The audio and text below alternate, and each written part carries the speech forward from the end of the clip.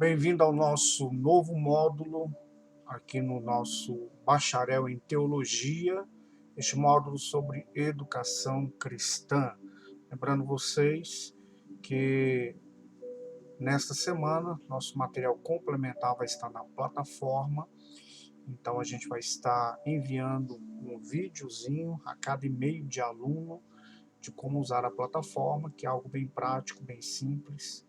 Então você vai ter uma condição viável. Então vou estar enviando para você essa primeira aula aqui hoje gravada e através do YouTube você está assistindo essa primeira aula. Matéria interessante, educação cristã, e você vai ter aí também o seu uso na nossa plataforma, tá bom? Nós colocamos aí como introdução, nós vamos falar durante este módulo. Óbvio que nós vamos falar a respeito da educação cristã, seus fundamentos, sua prática, sua evolução, mas a gente vai também tratar de alguns assuntos pontuais, tá bom? Alguns assuntos hoje dentro da educação cristã, como alguns braços a respeito de segmentos dentro da educação cristã. Um deles aí são as ciências da religião, que existe aí uns cursos específicos para isso, tanto especialização quanto licenciatura em ciências da religião. Mercado de trabalho bem interessante a nível de professor, até porque na nova gestão governamental, inclusive dentro do MEC, tornou-se optativo às escolas tradicionais. Quando digo tradicionais, não digo escolas cristãs, porque as escolas cristãs já têm toda uma base de ensino cristão, mas as escolas elas têm hoje a opção de oferecer ensino religioso para os seus alunos. Então, uma das vertentes da educação cristã, ciências das religiões, onde tem mercado de trabalho como professor, tanto na área teológica, na área de filosofia, quanto também em especializações, ok? Ensino religioso, uma área que voltou a estar aquecida no mercado de trabalho, que também é uma vertente da educação cristã, correto? A gente ainda neste módulo vai estar estudando sobre o Estatuto da Criança e do Adolescente, até porque existem leis vigentes, então dentro desse módulo você vai ter um aprofundamento em algumas áreas para que você fique a par de algumas situações. Então o Estatuto da Criança e do Adolescente vai entrar dentro dessa disciplina e a gente também vai falar alguma coisinha aí a respeito de conselho tutelar, que também entra na questão da educação cristã. Então você vê aí que essa disciplina, além dela ser bem interessante, ela é bem atual e você tem que estar a par de algumas situações, correto? Óbvio que a grande maioria pode ter já imaginado que educação cristã, a gente deve falar a respeito da Bíblia, das Escrituras Sagradas, e dentro da Bíblia, das Escrituras Sagradas, deixa eu só subir aqui o slide nosso, começa-se a educação cristã justamente na família, ok? Então, a educação familiar, desde a criação, a responsabilidade é dos pais na educação dos filhos. Inclusive, os pais, eles podem ser penalizados com algumas ações dentro da justiça quando não tem uma responsabilidade sobre a educação dos seus filhos, que é um dos assuntos que a gente também vai abordar dentro dessa disciplina. Mas, por enquanto, você sabe que as Escrituras Sagradas, elas nos revelam a teoria da criação. Então, nós defendemos o criacionismo, e dentro deste criacionismo, a educação familiar é uma incumbência dada aos pais. Então, os pais ensinam as crianças. Então, existe uma responsabilidade. Dentro de um âmbito aí sociológico, dentro de um âmbito educacional, a família, ela não é só vista dentro do cristianismo, mas ela é vista em outras vertentes como um ambiente de proteção ao ser humano. E dentre esta proteção, existe também a vertente da educação transmitida no seio familiar. Então, a educação familiar não é algo defendido apenas por aquele que segue as escrituras sagradas, correto? Então, dentro de uma vertente da sociologia, filosofia, educação, ensino, é visto justamente a questão da família, a família como proteção, a família como um ambiente de proteção, a família como um ambiente que revela o conhecimento, e dentro dessa revelação do conhecimento, a família ela vai estar fabricando aí cidadão, vai estar colocando o cidadão aí frente à sociedade, e a educação é um dos pilares. E lógico, você sabe, desde o Éden, a educação familiar ali, partindo de Adão e Eva para com seus filhos, e depois as demais famílias, seguindo aí depois o modelo patriarcal, seguindo o modelo tribal, em todas as situações há a questão da educação familiar, tá bom? Então aí a gente já começa a adentrar dentro de uma pequena evolução dentro da história da educação cristã, iniciada aí como educação familiar. Passados-se alguns séculos, não alguns anos, mas alguns séculos, a educação passou a ser compartilhada. Então essa educação, ela passa a ser dividida entre a família e alguns órgãos, como escola, faculdade, maternal, e aí já entra o papel da igreja também como educadora, correto? Então, olha só, se você inclusive fazer uma pesquisa, provável que eu até possa mencionar isso aí numa aula, muitas faculdades hoje famosas no mundo, renomadas, elas começaram, inclusive, com a base cristã, e elas acabaram indo para outros segmentos, até por alguma questão de fator econômico, mercado de trabalho, visa o financeiro, visa a lucro. Então, existe aí uma vida financeira dentro das faculdades, mas faculdades aí renomadas internacionalmente, elas começaram aí num padrão justamente bíblico, tá?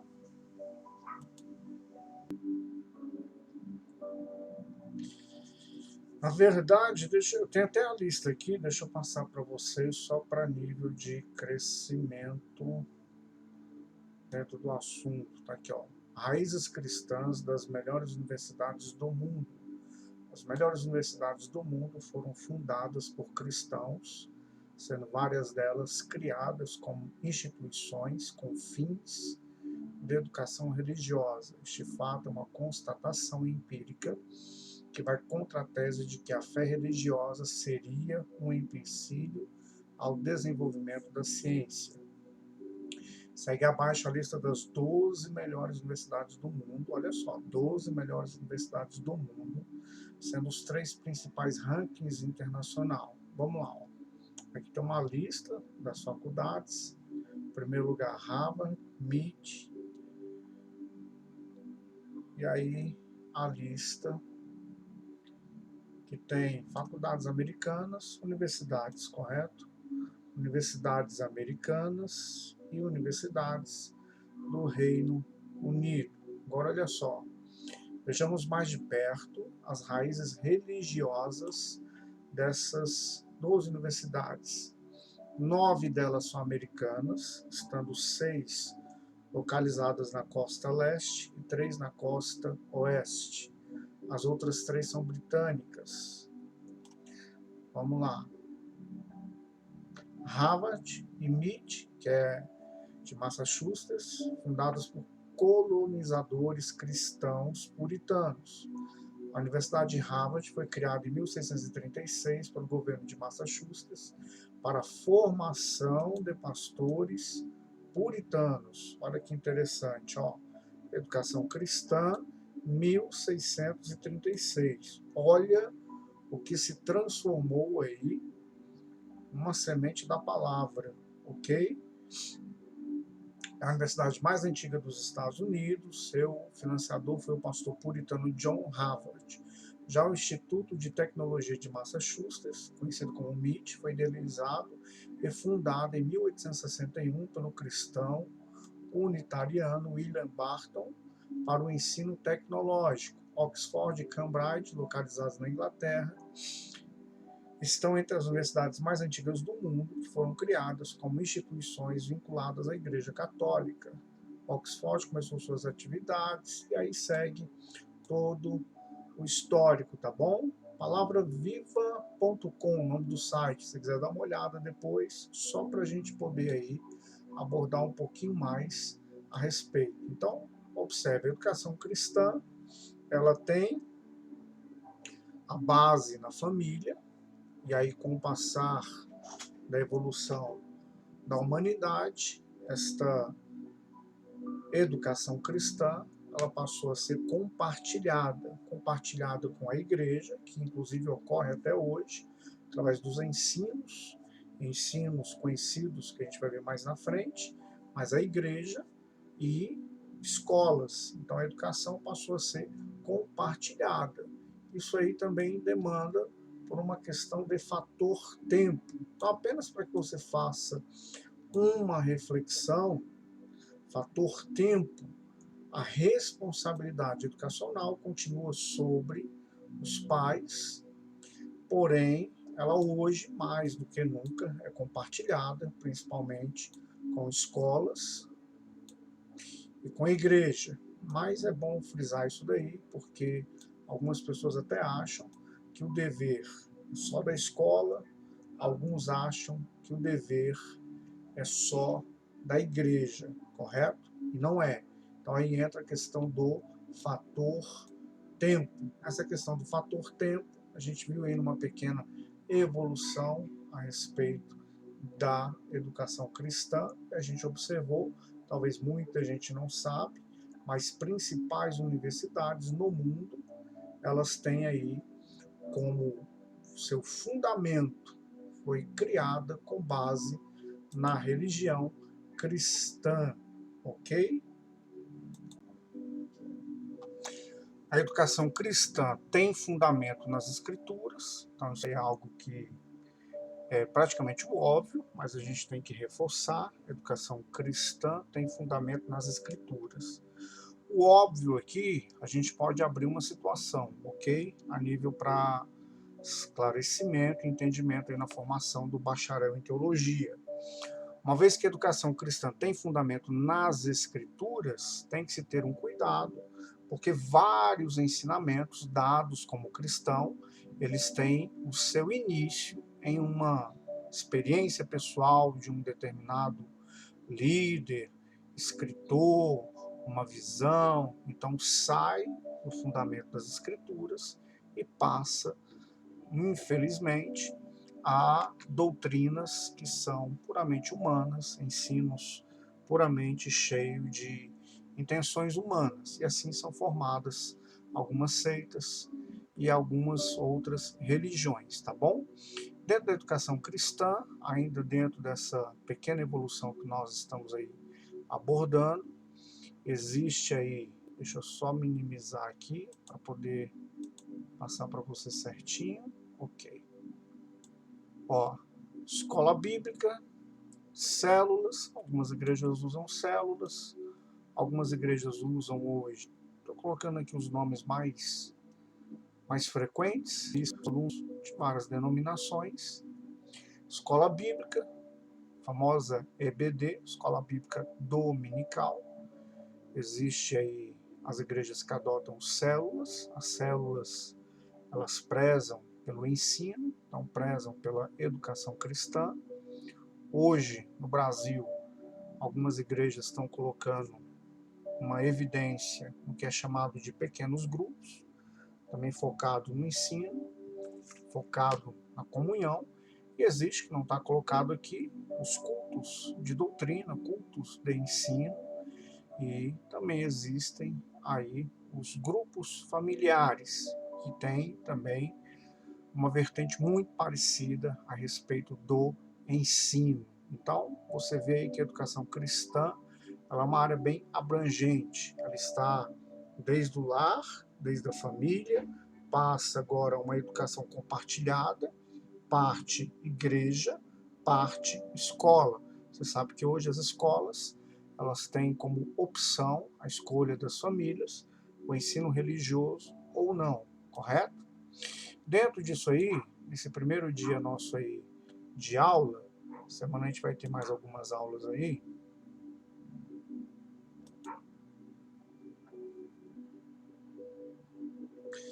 Por último agora, eu sei que você já deve estar até pensando, puxa, mas tá batendo aí 20 minutos, 20 e poucos minutos, o finalzinho da aula, então você vai aproveitar o seu tempo hoje, ok?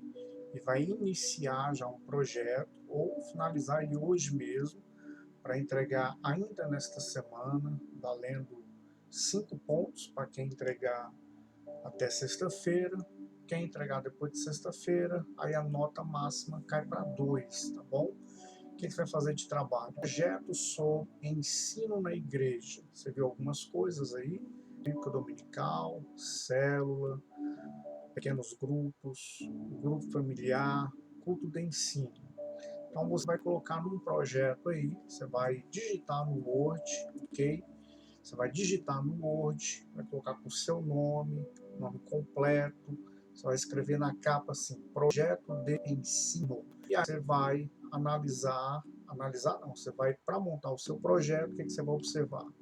Pontos fortes. Então, por exemplo, quais são os pontos fortes que primeiro você vai elencar na sua vida?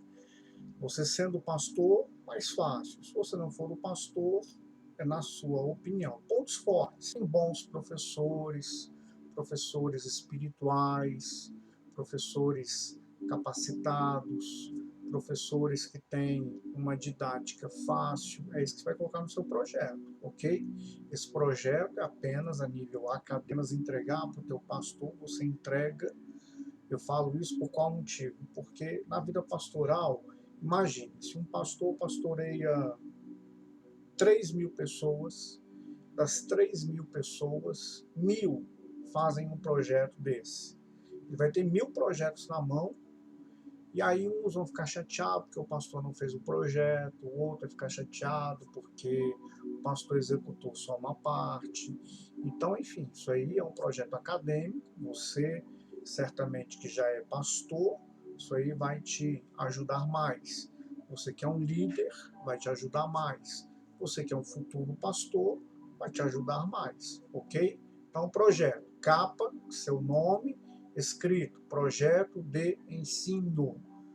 Você vai colocar lá pontos fortes da minha igreja, pontos fortes das pessoas que estão comigo. São professores capacitados, são professores que tenham uma boa didática, são professores espirituais. Pontos fracos. Às vezes você tem um professor que é espiritual, mas ele não tem uma didática boa. Não é uma crítica a este professor, mas é um projeto seu, tá bom? Então, pontos fracos. A gente tem professores que são bem dispostos, mas eles não têm uma didática, eles não têm um manejo fácil. Pontos fortes. São sempre abordados temas importantes na minha igreja.